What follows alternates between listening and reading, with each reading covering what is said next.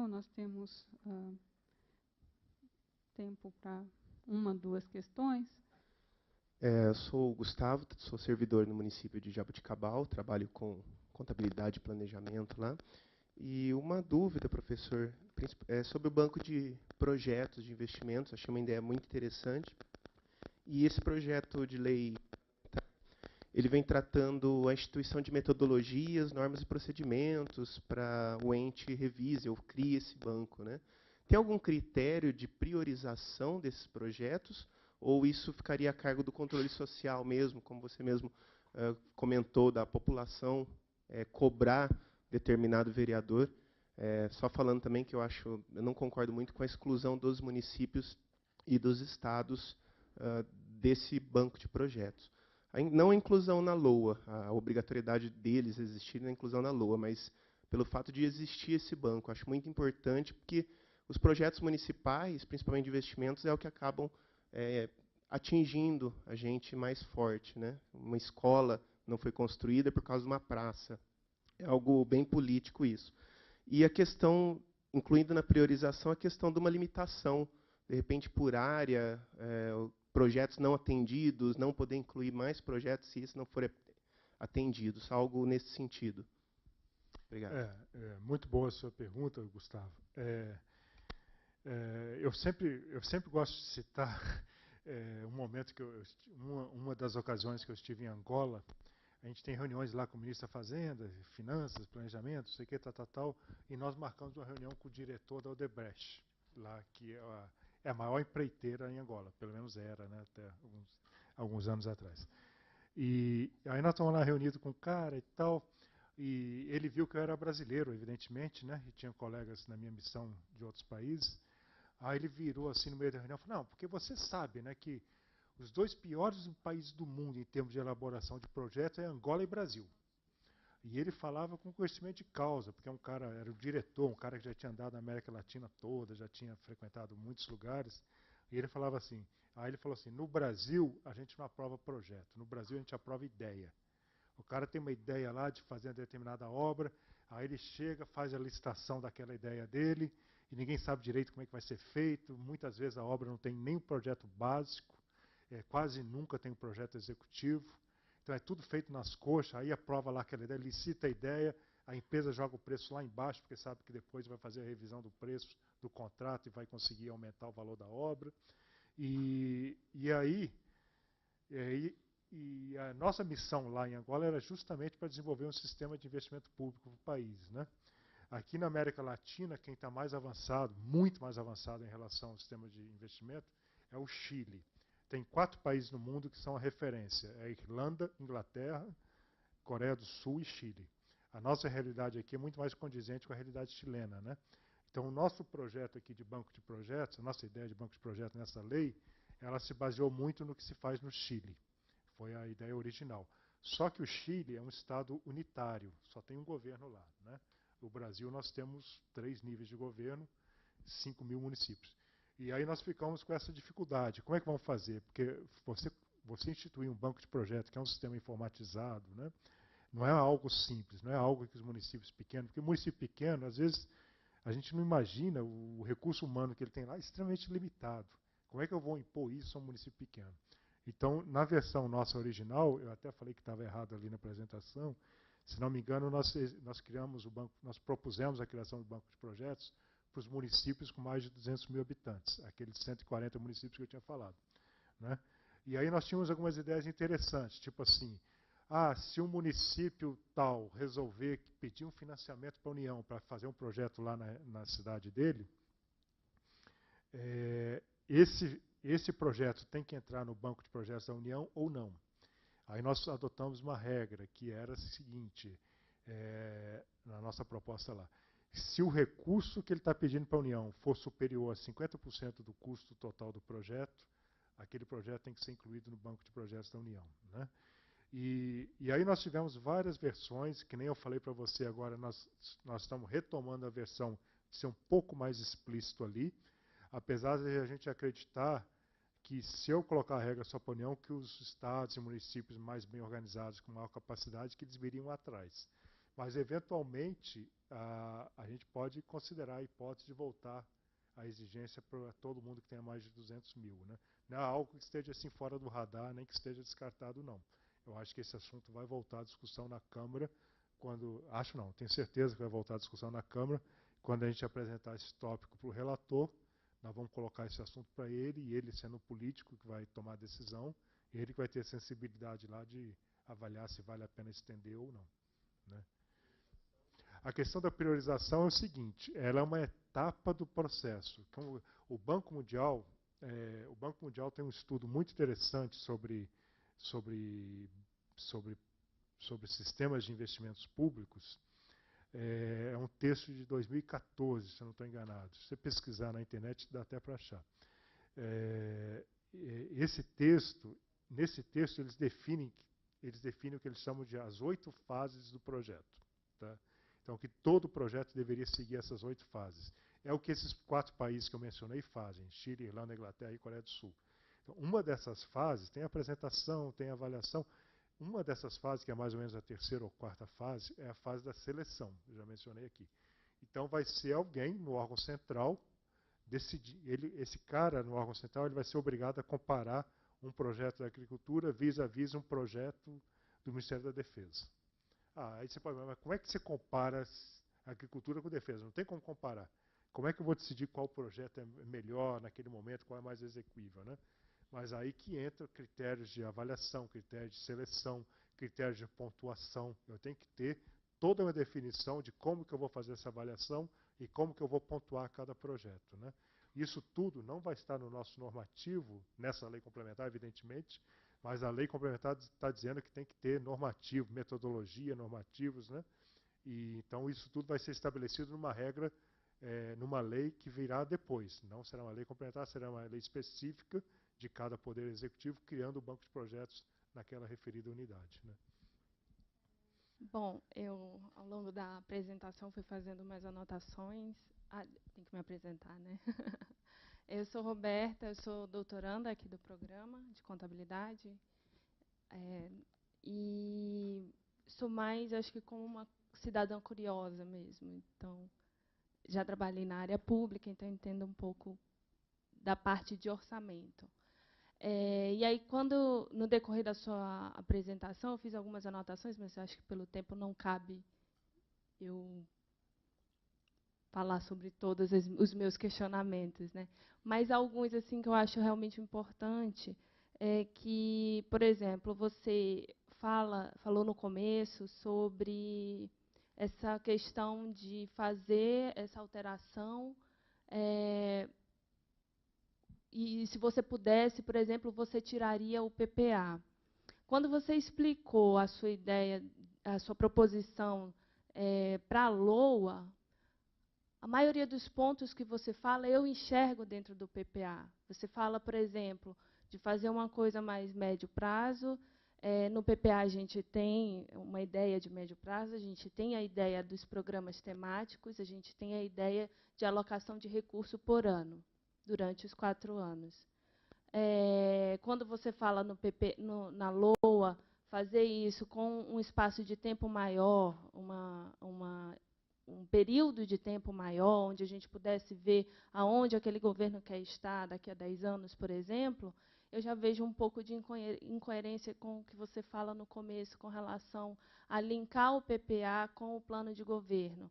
Então, se você fala em olhar hoje uma LOA com a perspectiva de 10 anos, você exclui o processo político que tem por trás disso. Você está dizendo que aquele que está fazendo aquele planejamento de LOA, ele vai estar ali para desenvolver aquele projeto que ele quer para os próximos 10 anos. No entanto, ele só tem um período, teoricamente, de 4 ou, no máximo, 8 anos para executar aquilo. Sendo que isso nem estaria comportado dentro do próprio PPA, linkado com o plano de governo dele. Então, para mim, são visões que você exclui o lado político da coisa.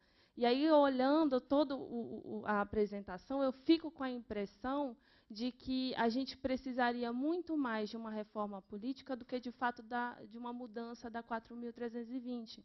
Porque, quando você fala de LOA e de LDO, as mudanças mesmo são muito poucas, ao meu ver. São mais adaptações do que o PPA deveria ser, mas não é, do que a LOA deveria ser, mas não é. Porque hoje, na prática, o que a gente tem é que eles são instrumentos mais pro forma. Eles são feitos porque a lei exige que eles sejam feitos, mas eles não têm um pensamento de planejamento estratégico por trás. Quando a gente olha a LOA, por exemplo, a gente vê alguns orçamentos, algumas linhas lá dentro do orçamento, que tem valor de R$10 atribuído. Porque a gente sabe que no decorrer do ano pode ser adicionado valores ali, mas o importante é que tem a linha dentro da LOA, né? Enfim, com relação ao orçamento era isso. Aí, uma coisinha a mais que eu acho muito importante é que, já que você está propondo aí algumas alterações no RAP, por exemplo, a minha humilde sugestão é por que não extingue o RAP não processado? Isso nunca fez muito sentido para mim. Por que você tem que escrever restos a pagar não processados de uma coisa que não foi feita ainda? O processado eu consigo entender e aceitar facilmente, porque é alguma coisa que teve o fato gerador. Mas o não processado eu não consigo entender por que ele é jogado para o outro ano. Aí o último ponto é que que eu não conseguia entender mesmo, é que você fala assim, o orçamento ele é feito num valor muito maior de despesa do que as receitas podem comportar. Na prática, isso não é possível, porque o valor da receita tem que ser igual ao valor da despesa, na prática da LOA, né? Se na execução isso é possível, o problema não é a LOA. O problema é o sistema político por trás disso que permite que essas coisas aconteçam. Por isso assim, que na minha opinião, não são mudanças de fato no que a gente tem, mas muito mais mudanças de sistema político por trás disso tudo. Muito bem, Roberto. São 3 perguntas. Eu vou começar pelas mais simples, tá? Aliás, as 3 são complexas, mas eu vou começar pela mais rápida de responder, que é a questão do resto a pagar. Tá? O resto a pagar, eu compreendo o que você está falando, muita gente concorda com o que você disse, mas é super polêmico. Por quê? Que no Brasil, originalmente, quando foi concebido o modelo, realmente era preciso inscrever em resto a pagar apenas aquilo que não tivesse sido pago. No exercício, eu fiz o empenho, eu fiz a liquidação, aí porque muitas vezes eu liquidei ali em dezembro, não deu tempo do fornecedor, não deu tempo de eu fazer o pagamento, eu vou fazer o pagamento do ano seguinte. Na prática, a realidade é muito diferente. A execução no dia a dia, a pressão, a dificuldade. Você acabou no Brasil criando essa figura do resto a pagar processado e não processado, em que fundamentalmente você dividiu em 2 categorias. Mas assim, será que eu realmente deveria restringir a inscrição resto a pagar apenas aquilo que já está liquidado ou não? Essa questão é super polêmica, por quê?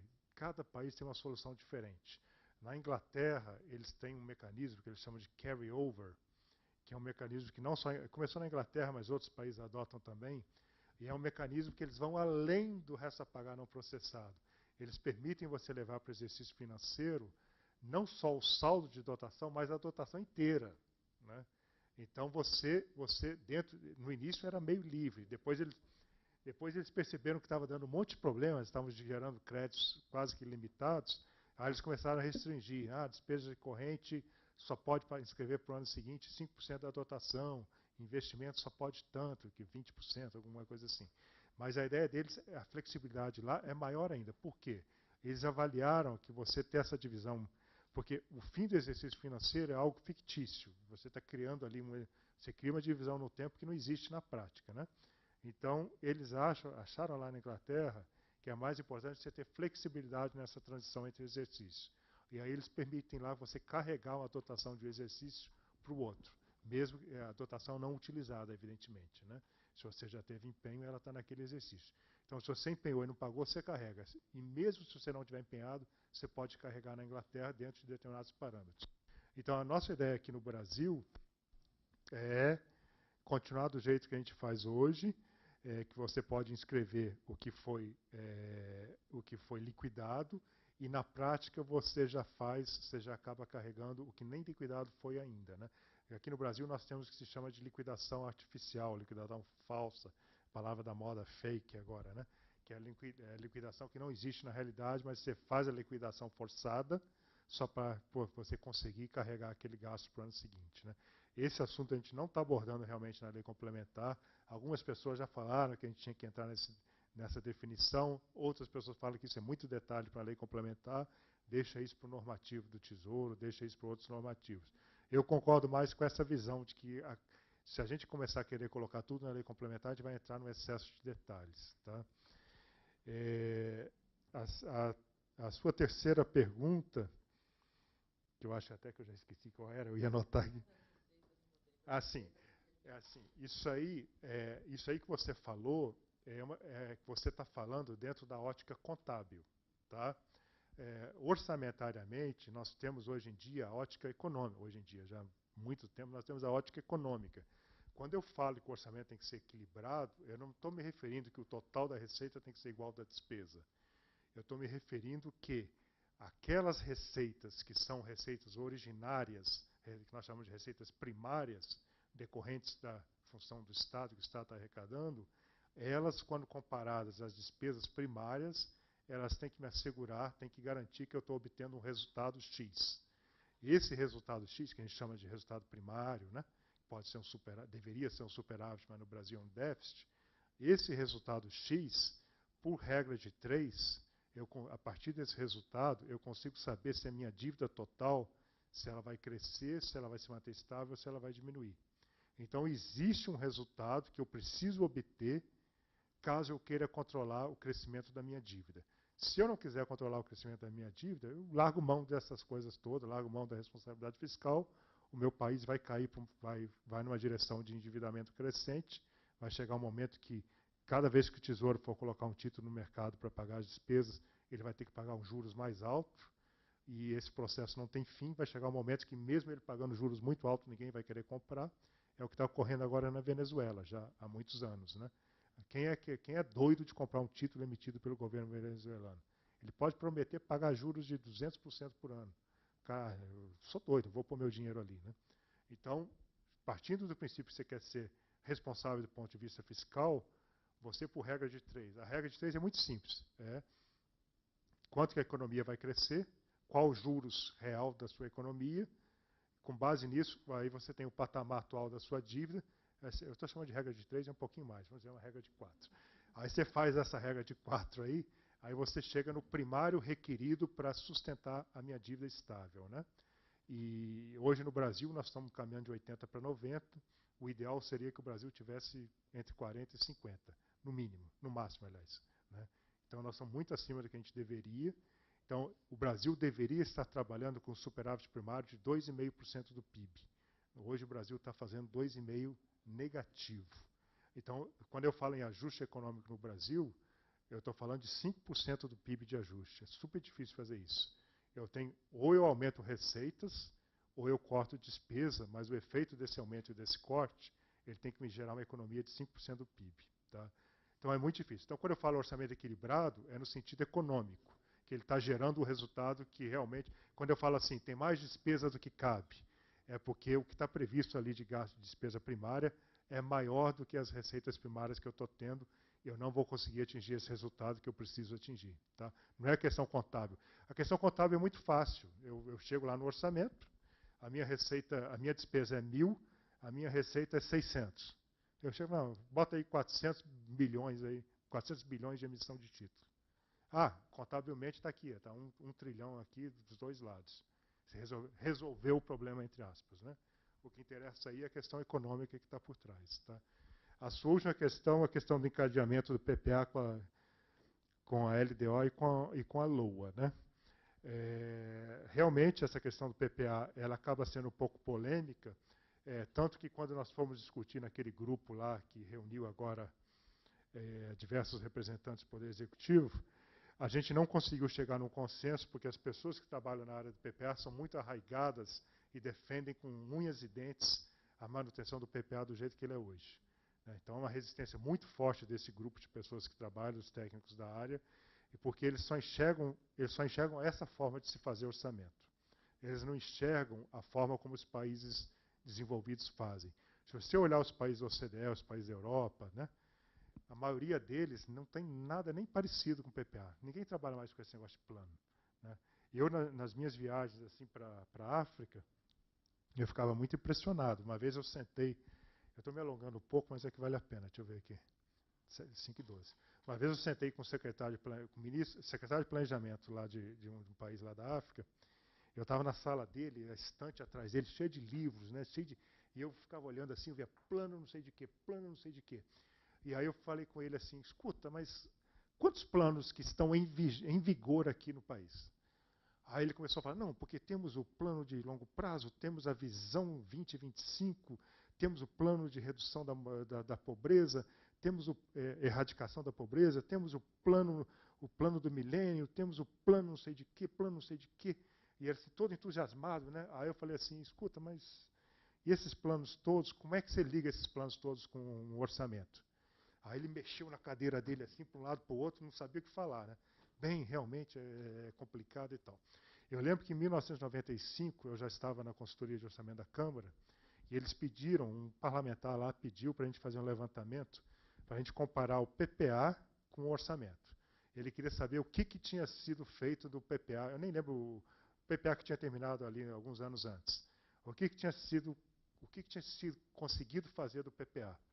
Aí, naquela ocasião, eu estava trabalhando na área de saúde. Aí eu peguei lá o PPA da saúde, peguei o orçamento da saúde, comecei a comparar. E aí a conclusão que eu tive é que parecia que estavam tratando de dois países diferentes. A única coisa em comum que tinha era a língua, que era tudo em português.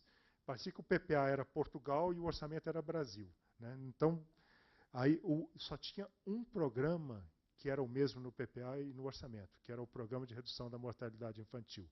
Aí eu fui conversar com os colegas das outras áreas, igualzinho. Não tinha nenhuma ligação do PPA com o orçamento.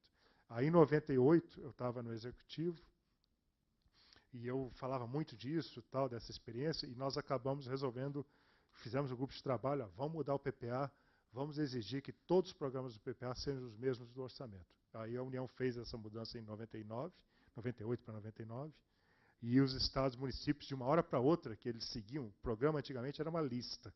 Todos os estados e municípios seguiam a mesma lista da União. A partir daquela mudança, cada ente da federação passou a ter seus próprios programas, que identificavam um problema na sociedade e aquele programa tinha que enfrentar aquele problema, né? E aí foi uma dificuldade, os estados e municípios desesperados, ligando para a gente, como é que eu vou fazer o PPA, como é que eu vou fazer o PPA? Falei, se vira, vê quais são os problemas na sua sociedade, para cada problema você faz um programa. Ah, não, mas o que vocês fizeram aí na União? A União é muito diferente, a nossa realidade é diferente. Enfim, o primeiro ano foi uma dificuldade, o pessoal continuou usando a lista, mas dali a 4 anos o pessoal já conseguiu fazer, né? Eu estou falando isso porque, assim, a partir dali, mesmo com a mesma linguagem, mesmo com os mesmos programas, o PPA nunca teve ligação alguma com o plano, com o orçamento. Você não consegue, mesmo sendo a mesma estrutura, você não consegue fazer essa ligação.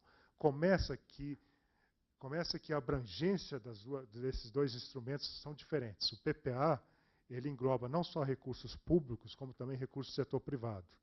Então, você coloca lá a construção de uma hidrelétrica, que a União vai participar com 25% e 75% vem do setor privado, né? Então, você amplia a margem de sonho. O PPA, ele cresce, ele permite que você faça hipóteses, digamos assim, excessivamente otimistas em relação à participação do setor privado. Então, enche de coisa no PPA. E a realidade não comporta aquilo. Aí vem o orçamento, não faz nem um pedaço daquilo que estava sonhando, né? Então, na minha visão, e o que a gente tem discutido, é um processo de discussão, de convencimento ainda, né? O que nós precisamos ter no Brasil são esses 3 instrumentos que eu tenho falado com os colegas, que é acabar com esse negócio de PPA de 4 anos, definindo a alocação de recursos, tal, isso não faz sentido, e substituir isso por um PPA que seja estratégico, que fala quais são os problemas de cada setor, o que eu preciso fazer, quais os indicadores que eu quero atingir daqui a 10 anos, né?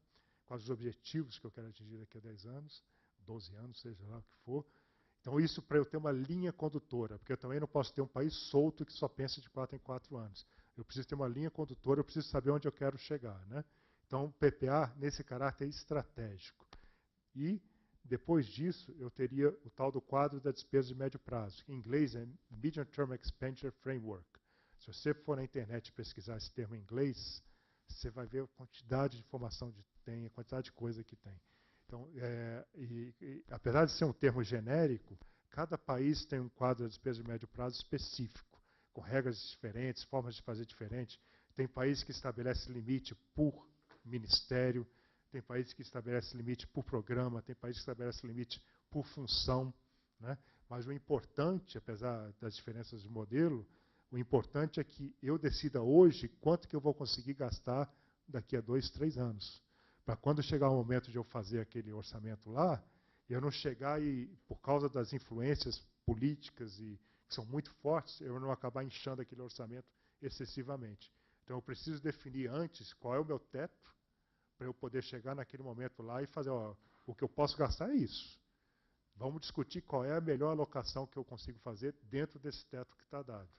Então, aí entraria o orçamento. Nessa visão, a lei orçamentária ela passa a ser apenas um detalhamento de decisões que já foram tomadas antes. A gente fala assim que a LDO, na nossa visão, na nossa proposta, a LDO passaria a ser um instrumento que faria toda a amarração macrofiscal. Todas as variáveis, toda a estimativa de receita, os grandes agregados de despesa, a meta fiscal, quero ter um superávit tanto, tudo isso seria definido na LDO. E o orçamento viria depois e falar, ok, desses 100 aí que eu posso gastar, eu vou gastar desse jeito aqui assim. Então, esse é o encadeamento que a gente está propondo, que tem uma visão de longo prazo, tem um planejamento de 4 prazos e tem a alocação no curto prazo, que é 1 ano. Tá? Bom, eu gostaria, então, de agradecer a presença de todos, em especial a presença do Tolini, dos professores Jaime, Úrsula, o professor Ricardo, o professor Gilberto, o professor Fábio, a toda a equipe do Contigov que participou das discussões e em toda a organização do evento. E, na verdade, dizer que a gente ficou com vontade de conversar mais umas 5 horas, pelo menos, né, sobre esse tema. Então, acho que esse é um primeiro evento. Espero que tenhamos outras, né, oportunidades de continuarmos a discutir esse projeto. Provavelmente, quando virar lei, a gente vai continuar discutindo, né, porque depois vem as leis específicas. E a ideia é que a gente tenha esse canal, né, que a academia possa se aproximar e também fazer proposições para que a gente consiga fazer com que o recurso seja mais bem alocado e, consequentemente, a gente consiga garantir um maior bem-estar para a população. Então, muito obrigada a todos. Quem sabe, antes disso, eventualmente, se o relator desse projeto na Câmara resolver fazer audiências públicas, quem sabe um de vocês tem a oportunidade de ir lá participar e dar opinião e tal. Ou, eventualmente, trazer o relator aqui para discutir, né? Sim. Aí depende do sim, relator. Na verdade, eu não vou fazer a pergunta, mas depois eu queria conversar. Eu anotei seu e-mail também, eu vou mandar pergunta. Brincadeira, eu já tinha o e-mail dele. Mas é só para saber como que a gente pode estabelecer esse canal de comunicação, que para nós é muito importante, e eu acredito que a nossa contribuição também é muito importante para o desenvolvimento das finanças públicas do Brasil.